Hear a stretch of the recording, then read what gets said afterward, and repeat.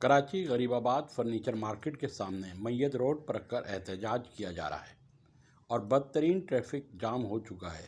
3 سے 4 اہلکار traffic control کرتے ہوئے نظر آ رہے ہیں، جبکہ کوئی حکومتی ضلعی سطح پہ عہدیدار بھی یہاں لواحقین سے بات کر کے اس ٹریفک کی روانی کو بحال کرانے کے لیے بھی کوئی حکومتی ضلعی سطح کا عہدیدار بھی نظر نہیں آیا۔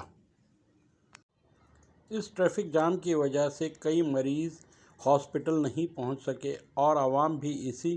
ٹریفک جام کی وجہ سے پھنسی رہی، جبکہ 4 ٹریفک اہلکار اس ٹریفک جام کو ختم کرنے کی کوشش میں لگے رہے۔